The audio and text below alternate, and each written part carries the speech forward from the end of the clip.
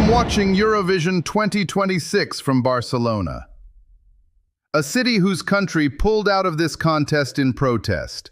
And after watching every single rehearsal, I completely understand why.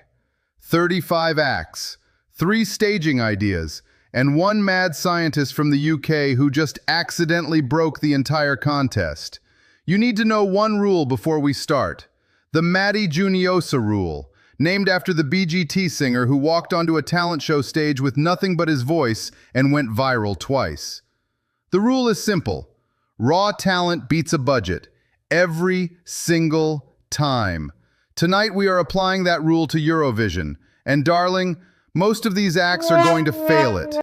5 LED slopes, 4 random opera drops, more club vibes than a Friday night in Ibiza. Moldova, club vibes. Georgia, club vibes then random opera. Austria, clubby. Finland, techno. Greece, 8-bit video game beats. And while everyone is distracted by the slopes, France is sitting in the corner, engineering a jury win. Eurovision has a Simon Cowell problem, and his name is the jury system. I'm Velvet. I react. I proclaim. And tonight, Eurovision 2026 has given me everything. The vocal duel nobody is talking about properly. Romania, Alexandra Capitanescu, the Voice Romania winner. The woman who called her song "Choke Me" and then told everyone it was about internal pressure. Those vocals go from a whisper to a metal scream in 3 seconds flat. From fragile to feral. Lady Gaga meets nu metal, genuinely impressive. And then France, Monroe, Regard, polished, clean, soulless, technically perfect, mathematically correct, and absolutely zero soul. One of these women is performing, the other is presenting a business case. Finland, Linda Lampenius and Pete Parkkonen, Liikenheiten, which means flamethrower, because of course it does. A 56-year-old world-class violinist, a rock vocalist, pyrotechnics that needed a special EBU safety exemption, and Pete doing what Reddit is calling the Pete stare, a creepy camera look during the bridge that has traumatized half of Europe. The violin is extraordinary. I see why they are the favorite. But it feels like 2 separate acts who met in a lift and decided to do Eurovision together. Reddit is calling it Euro Bubble Delusion, and I think they might be right. And then the United Kingdom walked in. And everything changed. Look, Mom, no computer. Sam Battle, 1, 2, 3, 45 furrries, a homemade organ, German lyrics, secret codes nobody has decoded yet, and a BBC that apparently doesn't trust his welding. Context. The UK has received nul point twice in Eurovision history.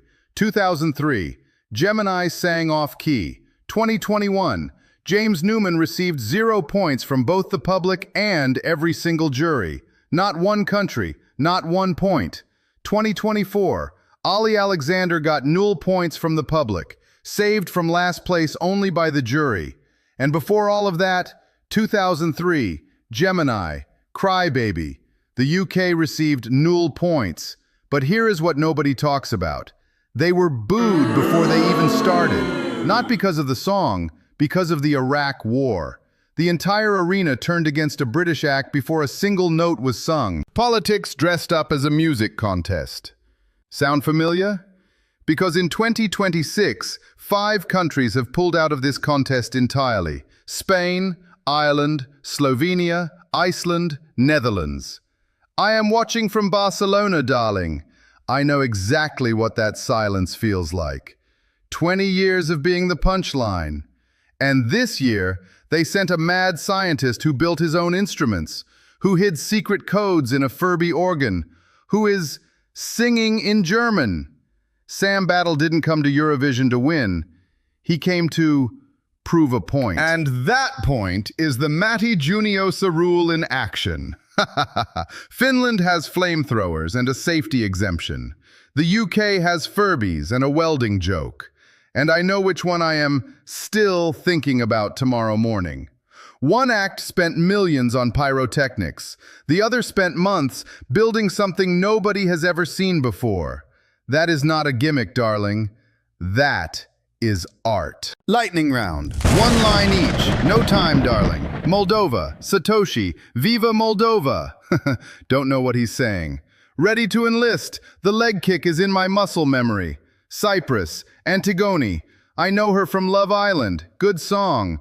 Why is there a full dining table on the stage? Tablegate. No notes. Greece. Achilles. Pac-Man Dark Horse. Odds went from 12 to 20% overnight after the jury show. Never underestimate a man in a neon maze. Ukraine. Leleka. Ridnim. Always perform with soul. Always. Respect.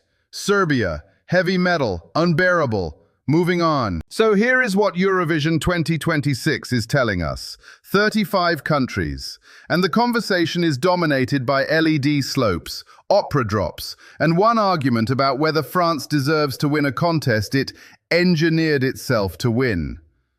The EBU changed the jury rules this year. More jury control, less humanity. Romania punished for being unpolished, Moldova punished for being unsophisticated, the UK punished for being too weird, and France rewarded. Because France feels less like a performance darling and more like a luxury product launch. Eurovision 2026 is not a song contest anymore. It is a boardroom decision dressed in sequins. Which brings me back to the UK, my people. My chaotic, historically embarrassing, Furby-obsessed people. Sam Battle, if you get 0 point on Saturday night, I will represent the UK at Eurovision 2027 myself. Velvet Decibel, 46 Furbies, and a PowerPoint presentation about why the jury system needs to be abolished. But if the UK gets even 1 point from the public, it means Eurovision still has a heartbeat. And if they finish in the top 10, darling, the contest just saved itself. 2 questions I am leaving you with tonight. Did France just buy Eurovision 2026, or is Monroe genuinely the best act in the contest? And does the UK finish last again, or does Sam Battle and his 45 Furbies finally make Europe feel something? Team UK or Team Finland? Tell me in the comments right now. And if you think France deserves to win, I want to hear you defend that, because I absolutely do not. To every act in Vienna tonight, the Furbies, the flamethrowers, the dining tables, and the spreadsheets, now get off that stage!